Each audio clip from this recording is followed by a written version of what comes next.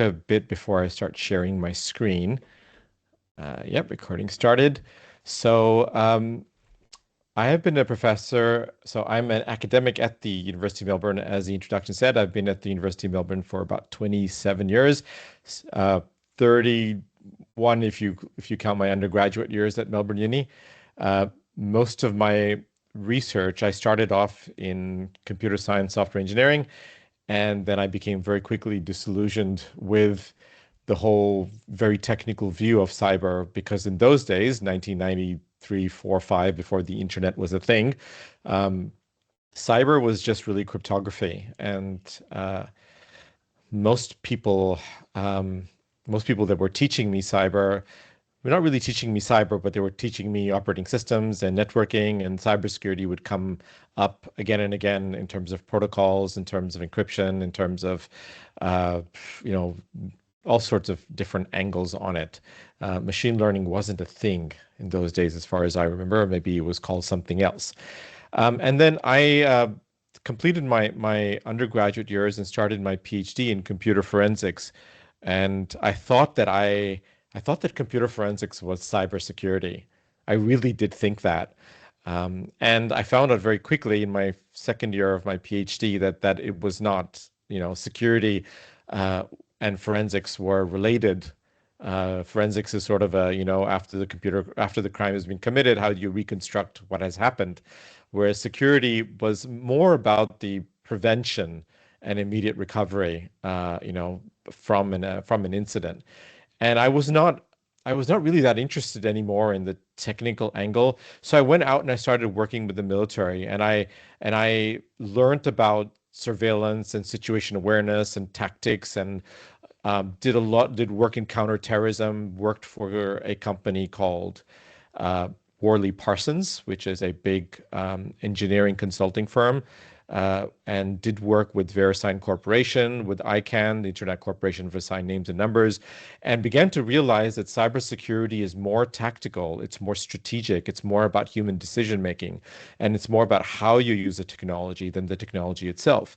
And so I then focused back at the University of Melbourne, built a new research team, and that research team has focused on solving real industry problems, right? And we're agnostic in terms of where we take our people from. You could be from communications, from social sciences, from psychology, from a whole range of different areas. The only thing we ask is that our PhD students don't have a technology background, because that can become a real problem when you're trying to think about cyber. So it's a very different take. I'm going to share my screen now and talk a bit about the purpose of this presentation. So let me just, come on. Oh, sorry, one second. Let me just use slideshow. Yeah. So I hope that you can see my screen in its maximized form. Yes, fantastic. So the purpose, my research question, the question that I posed to the research team around 2010, 2011 was, we need to solve this very particular problem that industry is facing, and that is, how can we level the playing field between increasingly militarized, organized, sophisticated threat actors and private enterprise that is the subject of attack and don't really have the resources and the capability to take on the really sophisticated threat actors. And we were seeing around the early 2000s, the mid 2000s, that this is going to be the biggest issue that industry is facing, right? Which is these organized threat actors that are so capable, so potent, so aggressive, so skilled, so persistent, so organized. They're going to be hitting private organizations, stealing their intellectual property, exfiltrating their data, holding them to ransom, disrupting their services. And these private organizations are really going to struggle to survive against these very, very sophisticated threat actors. In some cases, these threat actors are backed by nation states. And that's an asymmetric war. And we want to get involved in this because we think that as strategic cyber experts, we need to give private enterprise the kinds of frameworks, training, capability to level that playing field, right? And so many, many years after we started, I mean, we first started trying to apply for big grants with the Australian Research Council, as you do, and we found out very quickly that the ARC and a lot of the traditional funding agencies simply don't recognize cybersecurity outside of the technical domain. It's almost impossible to win a grant if you're not a computer scientist or you're not doing encryption or doing some of the more traditional areas of cyber. Certainly not if you're in the business school or you're a business academic doing cyber, because business school people think cyber is a technology problem that sits in the engineering faculty or in the IT faculty, and the engineering and IT faculty don't really see the business side of cyber. So you see this big gap, and we were sort of in that gap. So fast forward to today, we found a really good partner in the Australian Department of Foreign Affairs and Trade who started pumping a tremendous amount of money into our research team to try to help build Malaysia's cyber defense capability. Since 2001, we have been working with the Malaysian government on many different levels, helping to write their national strategy for cyber, helping to measure the cyber defense capability of its oil, banking, and telco corporations, training public servants to think strategically about cyber to write better law and policy and regulation, and bringing all of these pieces together to really uplift the country, to train the police and to train the Attorney General's Department and to train the Chief Government Security Office and to train the National Cybersecurity Agency on how to defend when you are under a critical cyber attack from a nation state that's trying to bring your whole country down. And I never thought originally when I started along this line that this would lead to major recognition, especially in the association of IS, which is the very theory-oriented discipline. But we were able to win the Impact Award for the Global Impact Award for 2024, given the major work we did with one of Australia's big banks on helping them to learn from their past experiences and build their cyber defense capability in that sense. So before I talk about today's topic, I want to just position my research in the broad spectrum of research in cybersecurity. And I sort of asked my AI, as you do, to do a quick scan of all the different research that's happening. And I kind of already knew the answer to this, but I needed somewhat of a neat diagram to sort of lay the landscape out for you. And in this particular diagram, it basically says if you were to map the research focus on the extreme left being technology-centered research, and on the extreme right being organizational research, organizational and behavioral research. And then on the y-axis, you were to look at three segments of the landscape, which is computational and algorithmic research, quantitative survey research, and qualitative empirical research, right? As the three big bands of research in cyber. And if you were to map the amount or volume of research, so the size of these bubbles relates to the volume of research happening in cyber, you would see that the vast majority of research in cyber is happening in the AI ML area, maybe malware analysis, maybe cryptography, maybe network security. I mean, this is not 100%. This is sort of very coarse ballpark estimates. And this is all very technology focused, of course. And you could argue that maybe insider threat detection and CTI, Sticks taxi work is more towards the organizational, although I would sort of, maybe second guess that. The main interesting thing for me is that my research sits at the opposite X spectrum of AI and ML, right? So I'm not interested in technology, what's going on inside the networks. I'm not interested in what's happening inside systems. I look at systems and networks as a black box. I look at the behavior of the technology, how technology is used, but I'm not looking at what's happening inside the technology specifically. I kind of am, because I can't get away from my computer science roots, but I kind of am not. So I have to pretend to be different people depending on who I'm speaking to. But what I am doing is I'm doing deep case study research. That means going into organizations, interviewing the roles, whether it's the Chief Information Security Officer, or it's a Threat Intelligence Officer, or if it's the SOC level 1, level 2, level 3 analysts. It's interviewing the people and piecing together what is going on inside the organization, not what they think is happening, but what is actually happening.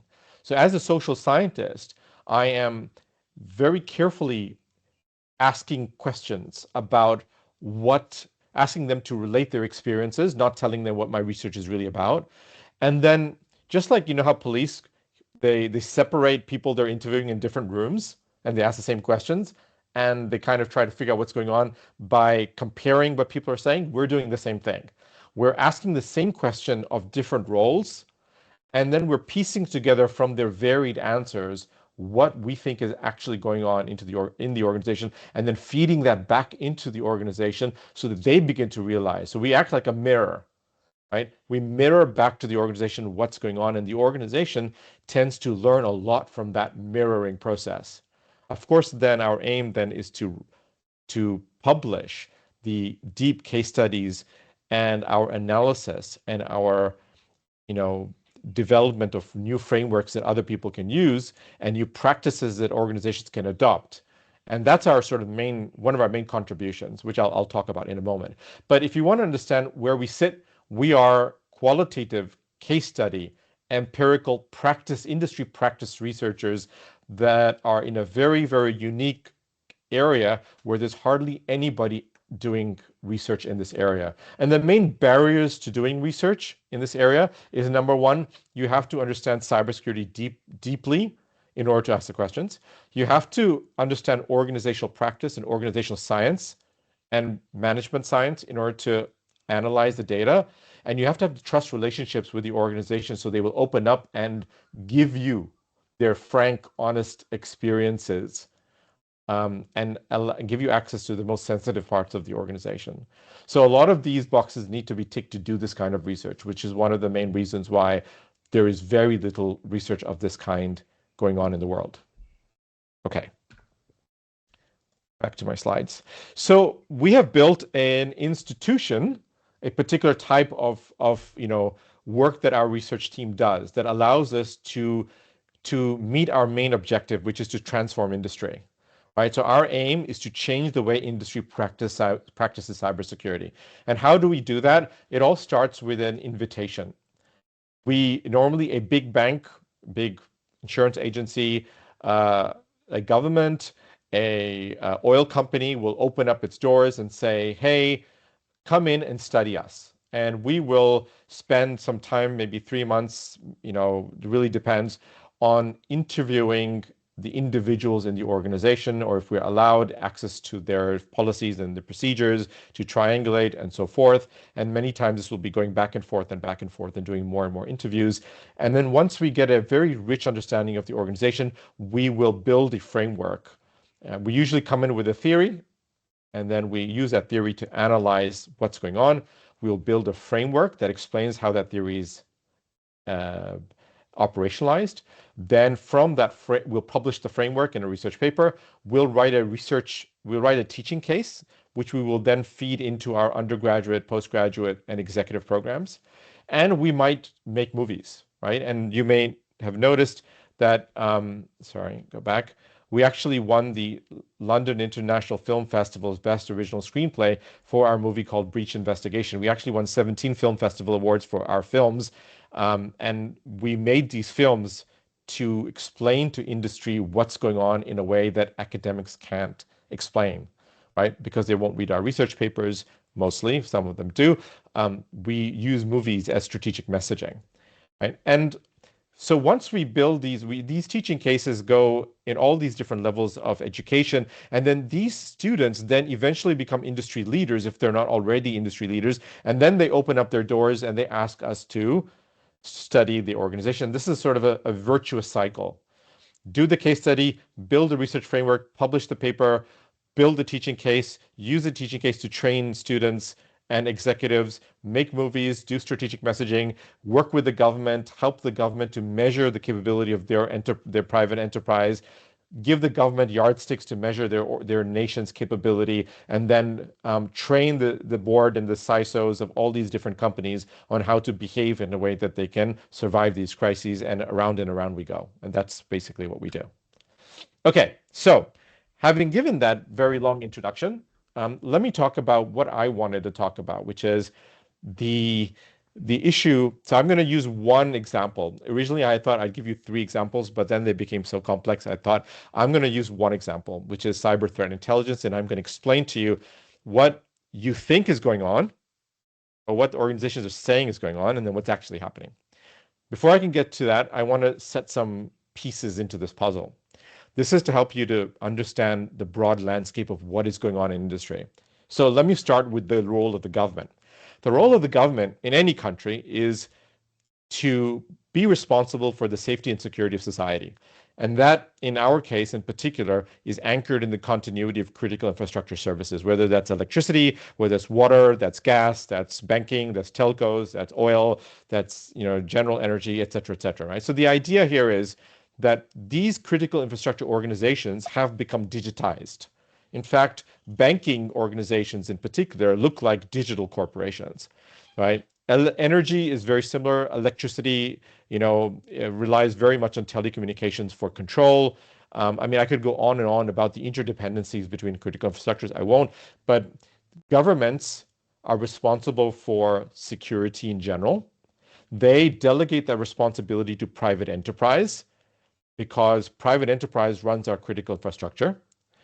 And private enterprise, really interestingly, they don't see cybersecurity as a revenue generator. They see it as a cost, right? So they're trying to make money from energy, from banking, et cetera. They're in the money-making business, the profit business. They're not in the security business. So for them, cybersecurity is a cost, not a revenue. So every year they try to cut costs, minimize costs, which puts a lot of pressure on the cybersecurity teams that are supposed to defend the critical infrastructure from threat actors. So what happens eventually is, or inevitably, is that cybersecurity becomes not a defense problem, but a compliance problem, right? So the leaders or the business owners of the organization will always say to the technology, vertical, that your job is to comply with industry standards, NIST, ISO, regulatory standards, whatever, right? There's a whole range of different standards or regulations or laws or contractual or statutory obligations that the organization has to comply with. And then cybersecurity becomes a compliance problem, not a defense problem. Now, the problem with compliance is that compliance checks, if I were to use the analogy of a chessboard, cybersecurity is an adversarial problem. You've got real threat actors and real defenders. It's a chess game, right? They make moves, we make moves. But compliance checks if you have the right pieces on the chessboard, not if you can play chess, right? It checks if you have controls in place.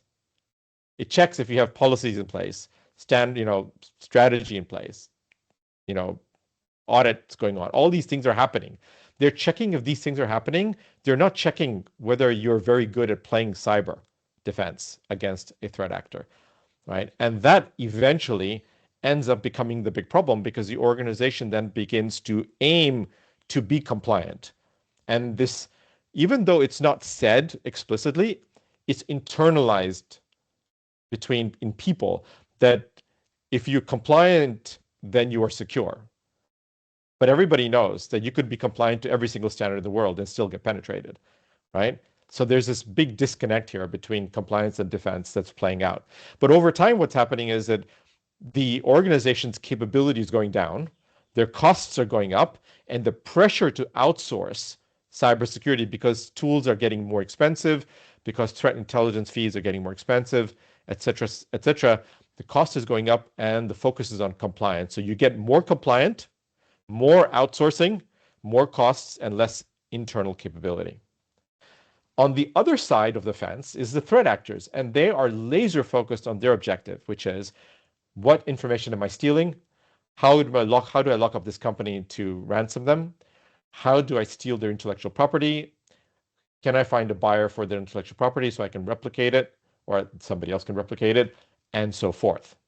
And they have these structural advantages in the cyber environment. Because in the digital environment, you can attack any IP address from any place in the world, as long as you're on the internet, distance becomes irrelevant, right? So if you compare the physical combat theater with the digital theater, they're very different theaters of war. The digital environment, distance is irrelevant. Speed, you can send packets across the world in seconds, which you cannot do in the physical environment.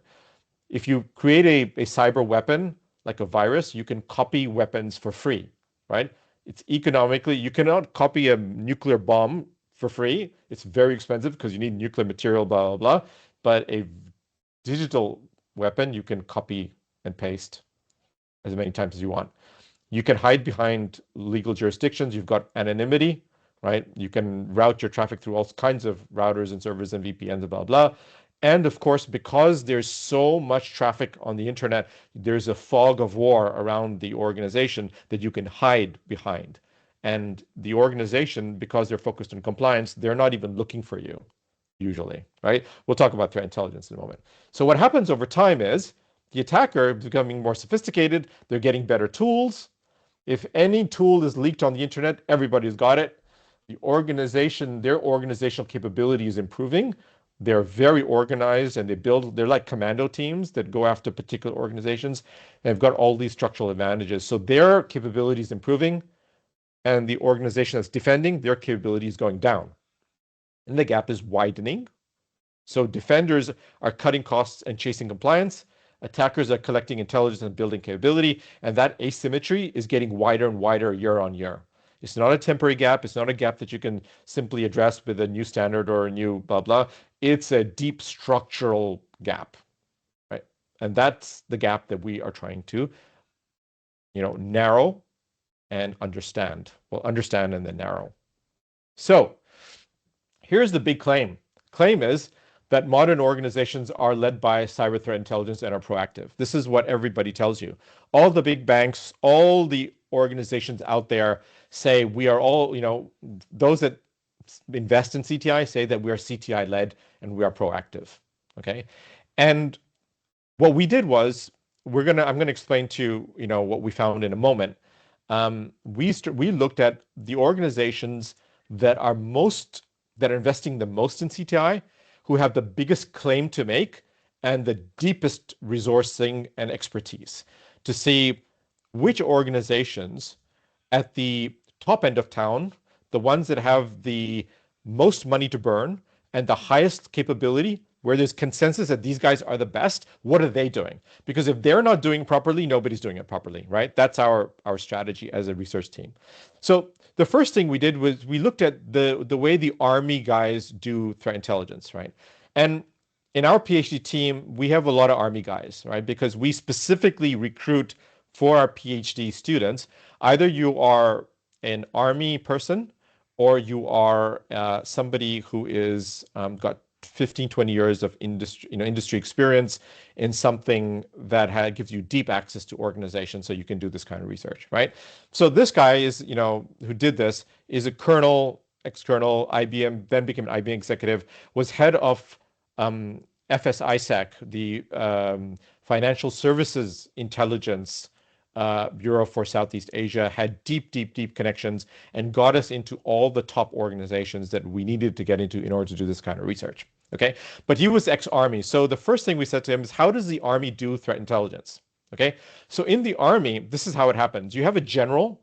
A general says, I want to go to war in a particular country, or I want to come up with a strategy for a particular problem. Let's say, for example, I want to control the border and drugs going through it, or immigration that's unchecked, or weapons going through a border, something like that. So I want to make this policy and strategy.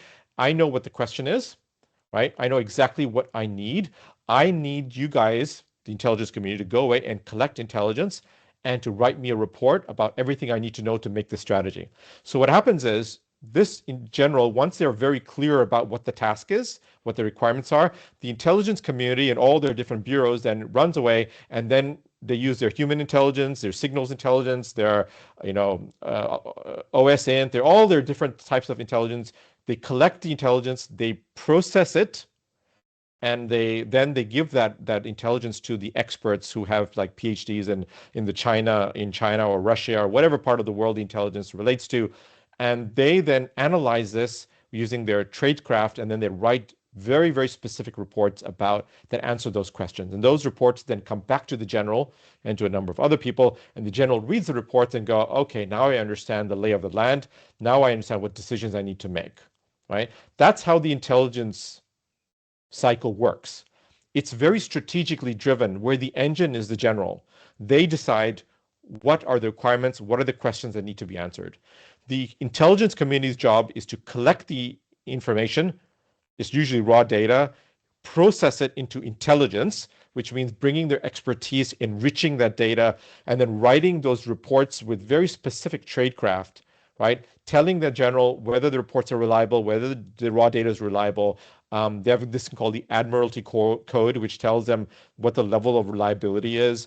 And they've got a lot of, training in how to write reports, right? How not to get misinterpreted, how to use particular language, how to write the report in an inverted V shape so that if the general is very busy, the first line has the conclusion and then it goes with more and more intelligence the more time they have, right? So, a lot of these intelligence reports are so tailored and so curated that they are useful because they are leveraging the collective expertise of a generation of PhD holders and intelligence personnel and spies, etc., into the one product that goes into the decision maker's hands, right? So you can think of it like a decision support tool or a decision support mechanism.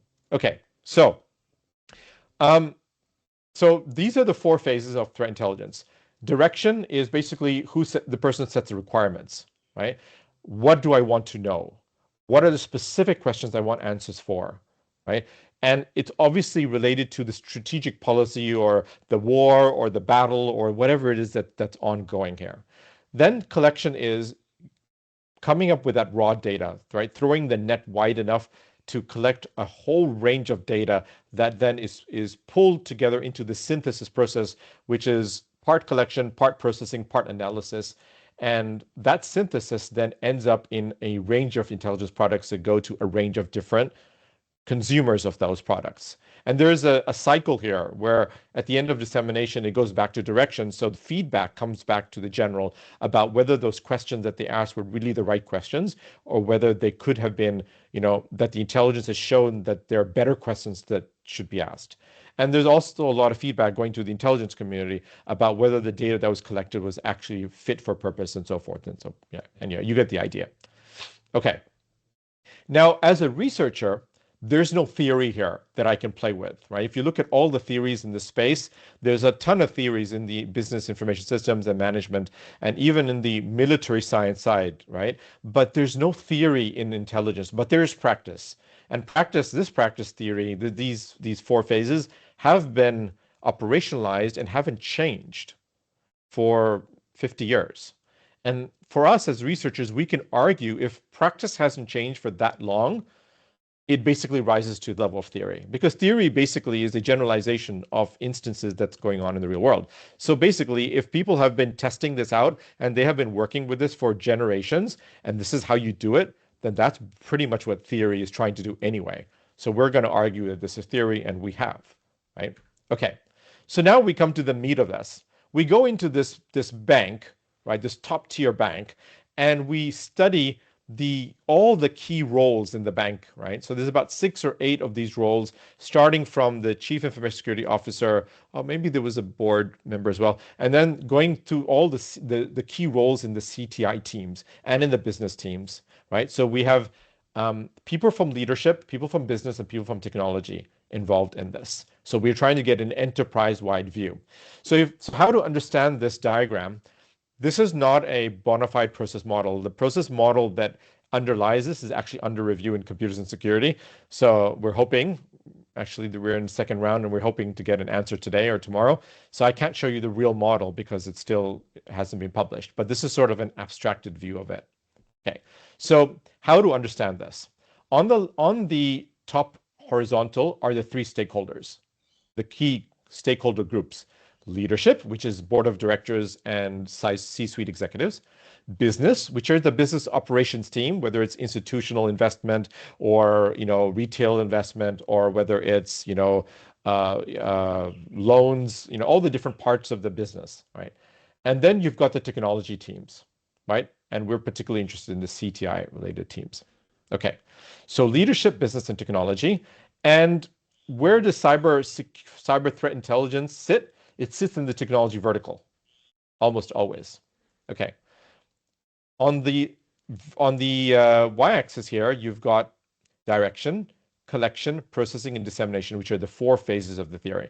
So what we're trying to do now is we're trying to find out, we know what's supposed to happen in direction. We know how it happens in the military. What happens in this organization, right? Where is direction coming from? Who is setting the direction? Who's setting the agenda or the questions that threat intelligence answers? Then who is collecting intelligence? Who is doing the processing and the analysis of it? Who is reading this intelligence, right? This is what we're trying to find out in this bank, okay? And we know that it's got to be the who, the answer to the who is one or more of these 3. In the cells are the answer.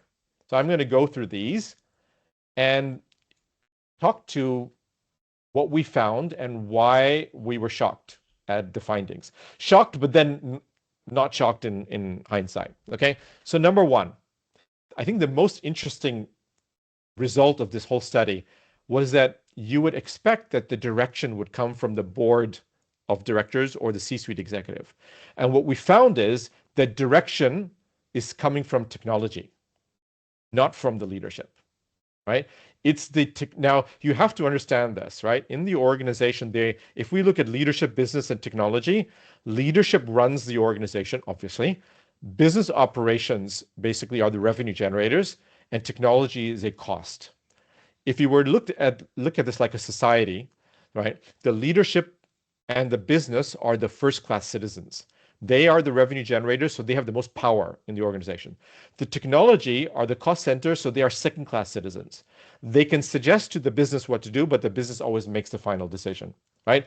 And if you want to be strategic or have an effect on the direction of the organization, you have to live at the leadership level, at the top end of the organization. If you are stuck at an operational level, then you have very little impact on the organization's direction. Okay, so where do you think CTI is? CTI is buried at the bottom of the organization, at the bottom of the technology layer, right? So they're not even at the top of the technology, they're not sitting with the chief information security officer or the chief information officer. They're at the very bottom of technology as one operational team. And you can contrast that with the military, where intelligence is sitting at the strategic layer, directly talking to the general. Here, there is no direct communication between CTI and leadership. So the leadership, basically, what are they doing? They're just saying, we're running a bank.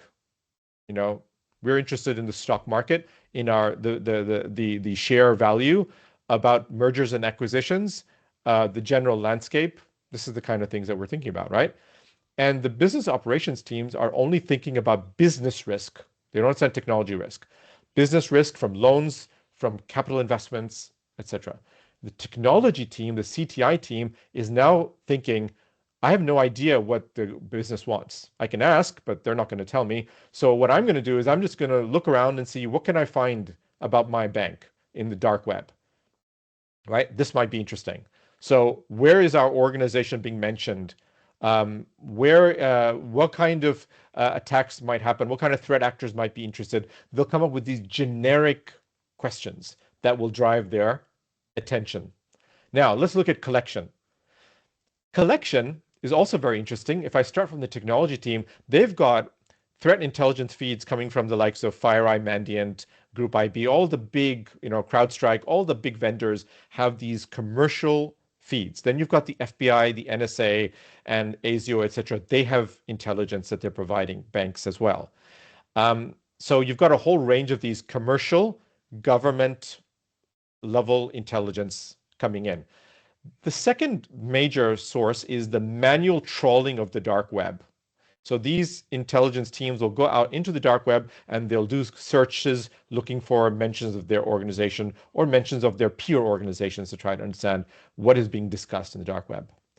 The third source of intelligence, which we found more in Malaysia than we did here in Australia, was that the threat intelligence people are talking amongst each other illegally. So they're not supposed to be talking across organizational boundaries, but they're talking to all their peers on forums and figuring out what everybody else is talking about, right? So if there's an attack going on in their organization, they're speaking to their friends and their peers and saying, ooh, what are you seeing in your organization? Tell me, so I can see if it's happening in my organization.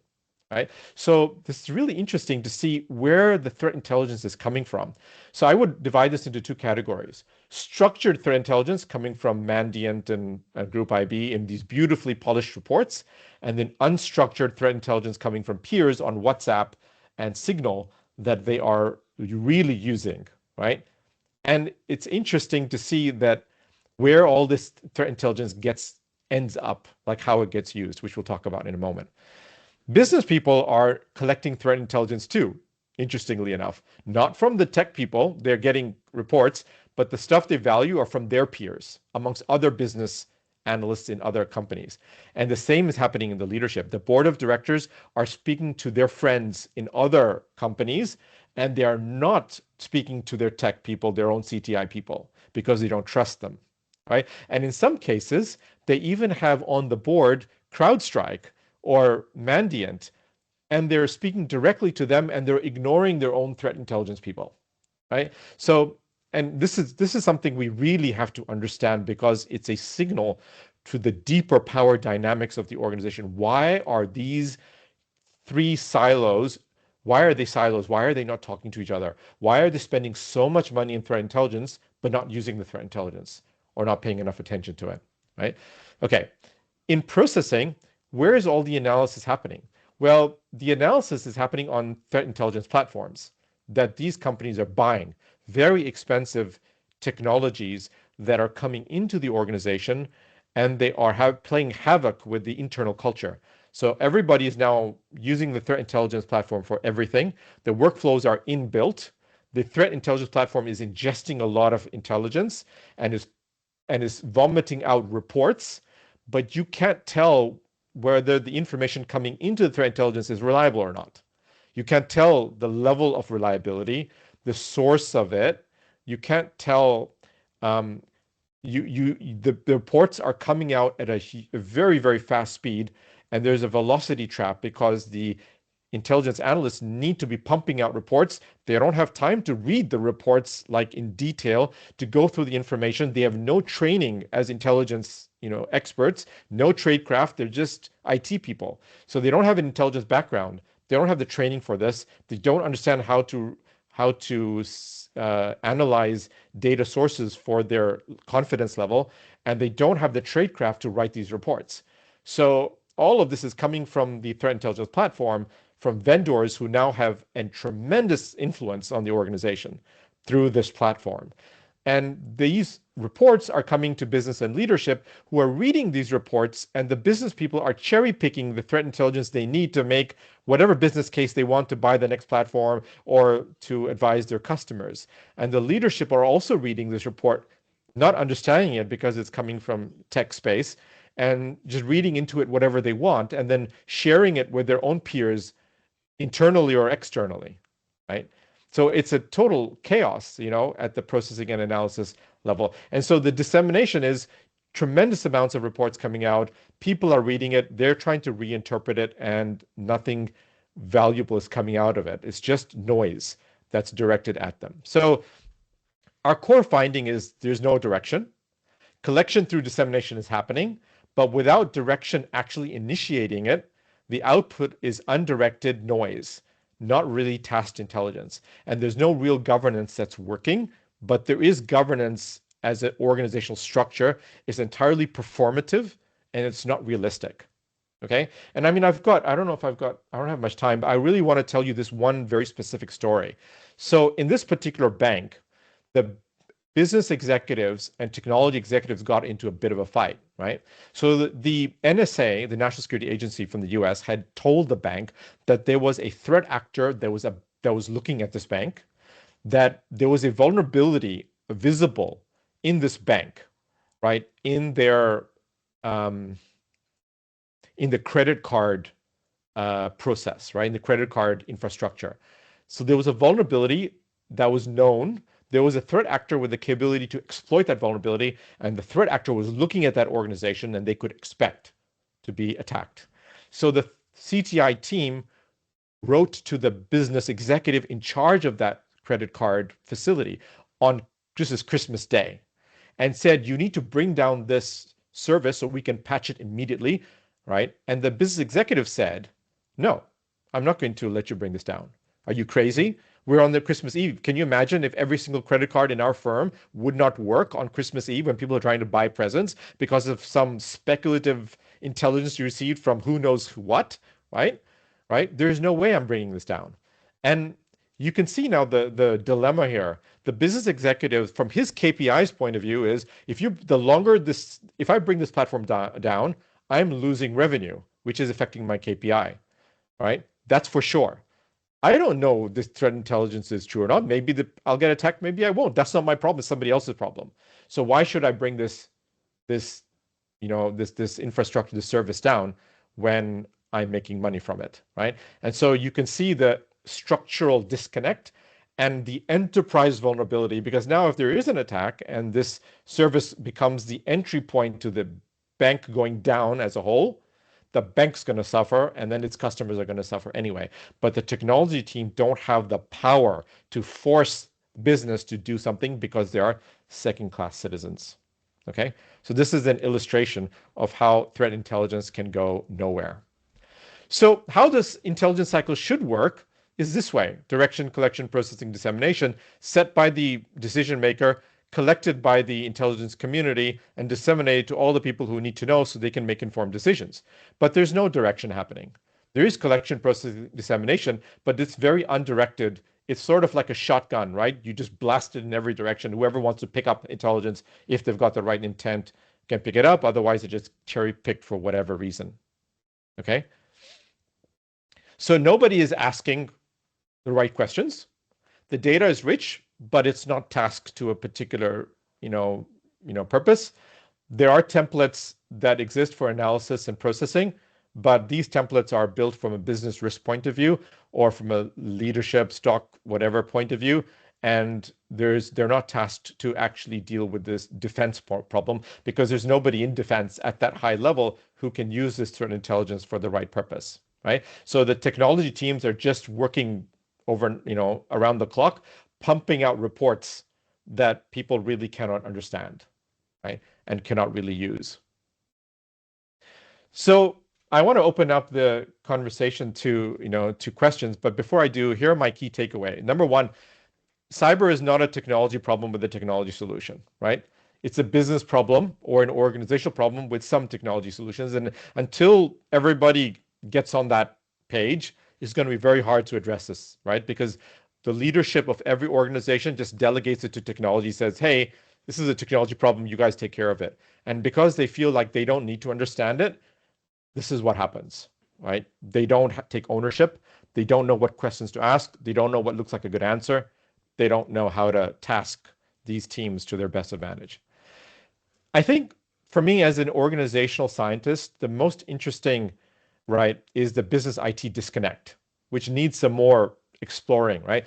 MIT Sloan School of Management published a range of papers on the business IT disconnect in general and has proven that business and IT do not talk to each other everywhere in the world, not just in Australia or the US, everywhere in the world.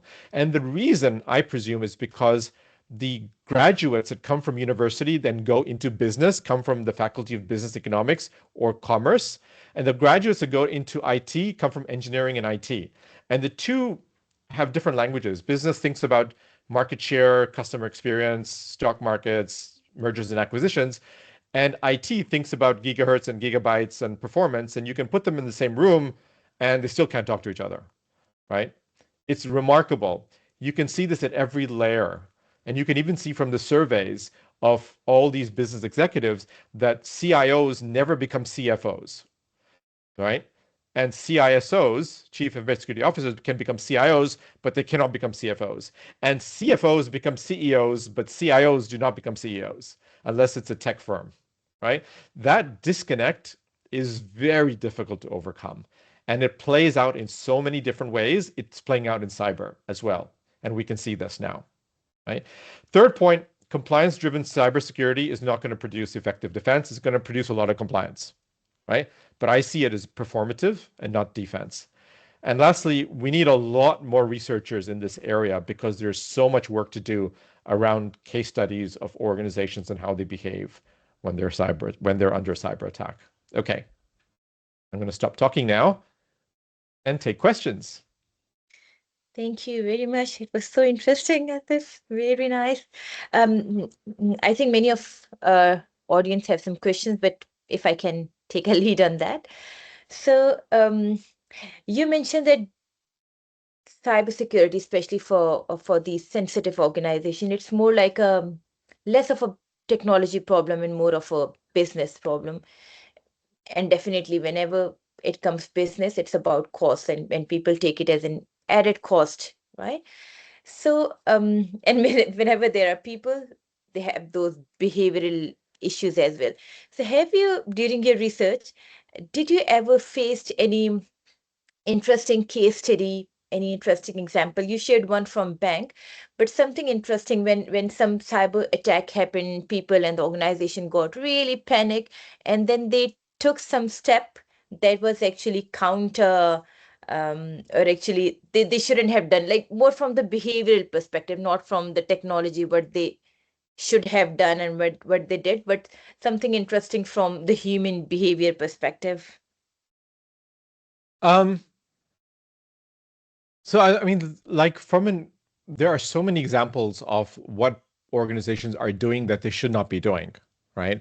And one of the main ones is doing nothing, not realizing that something has happened. So there was a particular bank that took 6 months just to try to understand what's going on. And the attack, I mean, this is when the attack happened, they escalated to the directors of all the organizations, and they sit 30 people in a room and debated it for 6 months, right? And couldn't figure out or couldn't decide what to do about it, right? Because they just don't. Some people saying cyber is not really a thing; it's just Hollywood, right? Mhm. Some people saying, "Oh, we need more information," but in order to get more information, we need to pay this, external firm, and it's too expensive, so we can't afford it, right?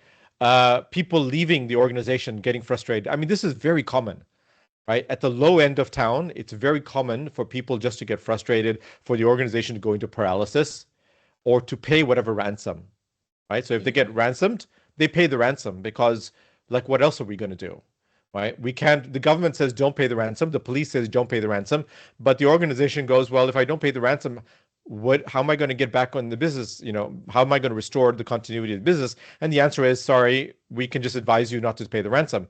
And so they're left with, well, we have to pay the ransom. Sometimes it's illegal to pay the ransom, so they have to find ways to, illegally pay the ransom so they can legally bring their organization back online, right? This is very common, unfortunately, right? Yeah, yeah. Yeah, so those sorts of things happen a lot in terms of bad decisions that are made. Of course, there are all sorts of other, situations that happen. If data is exfiltrated, frequently they don't know that data is exfiltrated because, unlike a painting on a wall, if somebody steals your painting, the painting's not on the wall anymore. But if somebody steals your file, the file's still on the drive and it's stolen. So how do you determine that something has really been stolen unless somebody finds out? And I think the case with was it the Medibank one? It was ANZ Bank that discovered. No, it was one of the consulting firms, Accenture, the Accenture breach. Accenture never realized that they were breached. It was ANZ Bank that found that Accenture had been breached on the dark web and told Accenture that they were breached. Like, this is, again, very common, right? Yeah. Yeah. Yeah. Even recently, there are many examples, even in Australia, in banks, in education sector, where this data breach has happened. So, Mm. as per your research, it's not just due to they didn't have enough infrastructure or they didn't have enough knowledge. It could be just wrong decision. They're just closing their eyes, like, okay, nothing happened or nothing gonna happen. So that could be one of the reason as well. I mean, it could be that the technology team has detected it and they've passed it up the chain of command, and the chain of command have done nothing with it, Yeah. right? It's possible, right? So again, one of the things that we have found in almost every organization is the silo problem, right? Technology operates like a separate organization, business operations acts like a separate organization, and leadership frequently acts like a separate organization.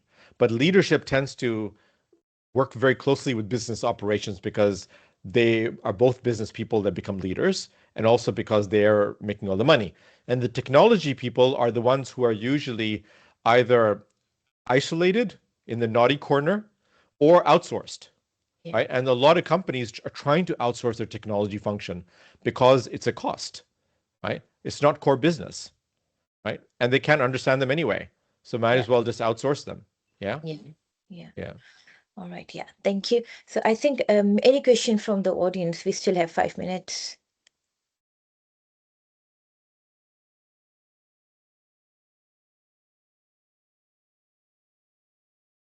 Yeah, if not, maybe I can go ahead with another question. So, what about the movies? I found it really interesting.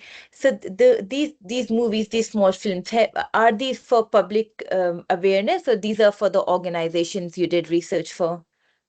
No, so we made those movies for industry in general, but they're Melbourne University IP, and we sort of kept them close to ourselves.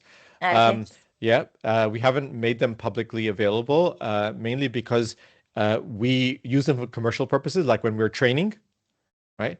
Yeah. So it can become part of our training program, et cetera, et cetera. Yeah, we haven't put them out publicly. Oh, that's very Yeah, interesting. Movies, yeah. Again, it's a very different angle to the yeah. to this. Yeah. And my last question, just curious about it. So you are working with organizations. They're your research partners, stakeholders like defense, but these are very sensitive bodies having very sensitive data, and definitely to extract data, even knowledge about their business strategy. That is, I mean, it's a really, really hard task to do. For very simple data, having any human research involved, we have to go through so many layers of ethics approval. So, how do you do that? I understand that you have PhD students from that background, but even then, these organizations are so rigid for the good reasons to share your data. So, any interesting experience, like how do you find it? Is it really hard to get this information from them? Yeah, it's getting harder. The key thing is not to allow the lawyers to get involved, right? Right? That's the key thing, right? Because if the organization says speak to our lawyers, forget it, right? Because the Um, organization will see no benefit in speaking to you, but a lot of downside in speaking to you, yeah. right? So the way that we get around this is either it's usually our students who are like head of strategy or head of or CISO who will bring us in, and will use their personal, social capital to push their team who are working reporting to them to cooperate, right? That's been our most successful. The other possibility is government to government. So the Australian government will say to the Malaysian government, "We are funding this." The Malaysian government will say to, the organization, "Please cooperate." In most cases, the organization will still say no, get lost, right? Why should we, right? Yeah. But some organizations will say yes, right? And the ones who say yes are frequently very curious to know what you think about their situation. And they may know that they have a lot of problems, but they want free consultants to come in and to give them an assessment that they would otherwise have to pay a lot of money for. Yeah. Yeah. All Yeah. right. Awesome. Yeah. So before leaving us, if so, all of these participants today in today's seminar, they are from cybersecurity. So although you already had a slide, a takeaway Mm. message, but any message in particular you'd like to give to these? Many of them are students. We have academic colleagues as well. So any message for them? I'm assuming everybody's technical, right? Yeah. Everybody's from the technical background. Yeah, yeah. Um, what can I say to people who are studying technology or building new algorithms or new technology? It's a good question. I haven't thought about it. I think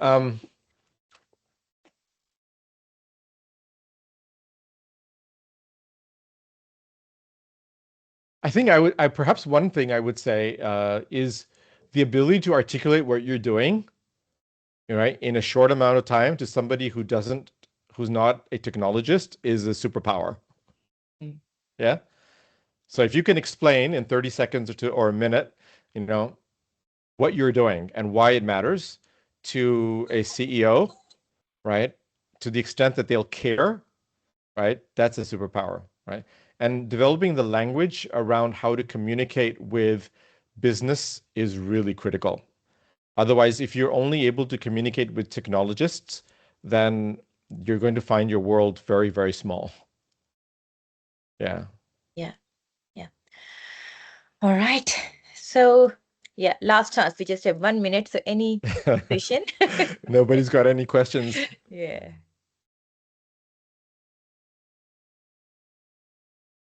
All right. I think that maybe it's full one. So we are lucky. We are finishing it just in time. So Yeah. I'd like to take this opportunity to thank you again. Atif, thank you very much. And it was a really interesting talk. And I would like to continue this discussion. I found it really, really interesting. Such a different angle into cybersecurity. I love the work you're doing. So thank you again. Thanks very Thank much. you. Thanks, everyone. Have a great rest of the day. Bye. You too. Bye-bye.